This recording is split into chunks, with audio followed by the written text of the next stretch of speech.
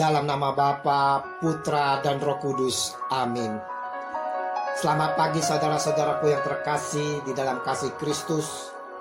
Berjumpa lagi dengan saya, Sutrisno Taslim, di dalam perenungan pagi hari ini, tanggal 14 Mei 2020. Perenungan hari ini diambil dari Injil Yohanes 15, ayat 9 sampai dengan 17. Hari ini, Gereja Katolik merayakan pesta Santo Matias, Rasul di mana sebagai pengganti Yudas Iskariot si pengkhianat Yesus. Dalam bacaan pertama hari ini diceritakan bagaimana pemilihan pengganti Yudas tersebut. Sebab ada tertulis dalam kitab Mazmur, biarlah perkemahannya menjadi sunyi dan biarlah tidak ada penghuni di dalamnya, dan biarlah jabatannya diambil orang lain.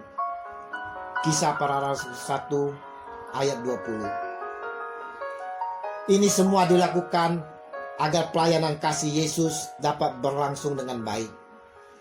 Dan pemilihan ini sudahlah tepat. Mereka pun semuanya melayani dengan penuh kasih. Inilah yang dikehendaki oleh Yesus Tuhan kita.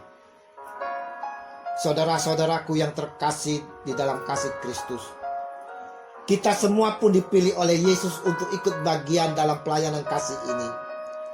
Karena Yesus sendiri mengatakan, bukan kamu yang memilih aku, tetapi akulah yang memilih kamu. Dan aku telah menetapkan kamu, supaya kamu pergi dan menghasilkan buah, dan buahmu itu tetap, supaya apa yang kamu minta kepada Bapa dalam namaku, diberikannya kepadamu. Ayat 16. Dalam pemilihan atas diri kita, Yesus memberikan suatu perintah kepada kita semua yang dipilih. Inilah perintahku, yaitu supaya kamu saling mengasihi seperti aku telah mengasihi kamu. Ayat 12. Saudara-saudaraku yang terkasih, sebagai makhluk sosial, kita semua butuh dikasihi, dicintai, dipuji, dihargai, dikagumi. Butuh dipelihara, dijaga. Kita juga butuh ditemani, diterima, diampuni, didamaikan, didampingi, dimengerti, ditolong, diakui, disambut, dan dihargai. Kita juga butuh dibimbing, dihibur, diarahkan, ditopang, diberi petunjuk, dan diberi kebebasan. Semuanya itu merupakan kebutuhan dasariah kita. Untuk memperoleh semuanya itu, Allah menyapa kita dengan mengingatkan kita lewat firman-Nya hari ini untuk tetap hidup dalam kasih Allah. Bagaimanakah sikap setiap orang yang hidup dalam kasih Allah? Ya, saling mengasihi. Mengasihi seseorang adalah mentaati Tuhan dan perintahnya demi kebaikan orang lain, mengupayakan berkat dan keuntungan orang lain untuk jangka panjang.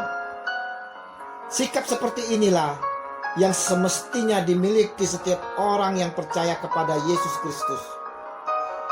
Kasih yang diharapkan oleh Yesus adalah kita memberi dengan penuh ketulusan, tanpa mengharapkan apapun, dan tanpa mengharapkan balasan dikasihi.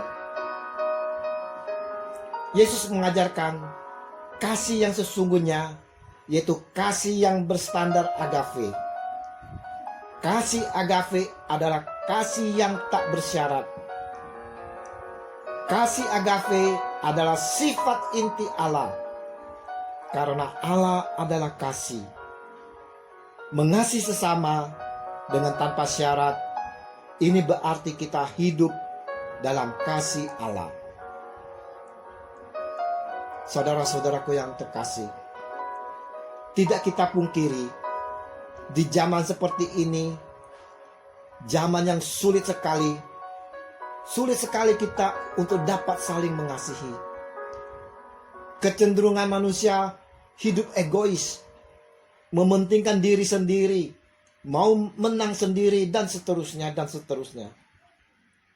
Melalui siaran televisi, hampir setiap tayangan menyoroti tentang korupsi, tindakan kekerasan, pembunuhan, pemerkosaan, perselingkuhan, perceraian, ketidakadilan. Dalam memberikan bantuan langsung sementara, tidak dapat kita lihat dan tidak tepat sasaran dan tidak merata dan sebagainya. Coba kita lihat dalam masa pandemi ini, bagaimana pembagian sembako untuk masyarakat miskin. Sungguh kita sedih melihatnya di dalam tayangan berita. Pembagian yang tak merata, salah sasaran. Dan bahkan ada saja oknum-oknum mengambil kesempatan untuk memperkaya diri dengan mencuri, mengkorupsikan dana bansos. Di manakah kasih itu? Itukah yang disebut saling mengasihi? Hari ini, Yesus telah memilih kita semua untuk menjadi sahabat-sahabatnya. Sahabat yang mau melakukan apa yang telah Yesus perbuat sendiri. Kata Yesus, "Kamu adalah sahabatku jikalau kamu berbuat apa yang kuperintahkan kepadamu." Jadi saudara-saudaraku, kalau kita sahabat, maka kita akan melakukan apa yang diperintahkan kepada kita. Pertanyaannya,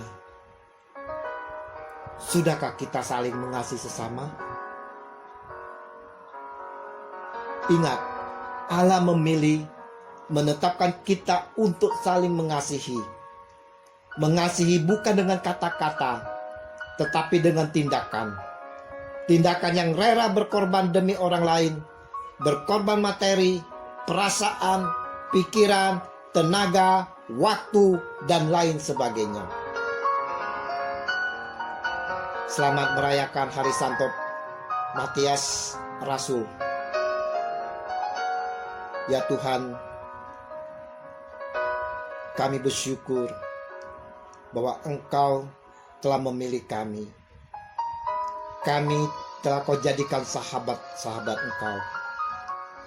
Kiranya Roh Kudus memampukan kami menjadi sahabat sejati Engkau dan mampu untuk saling mengasihi sesama tanpa syarat.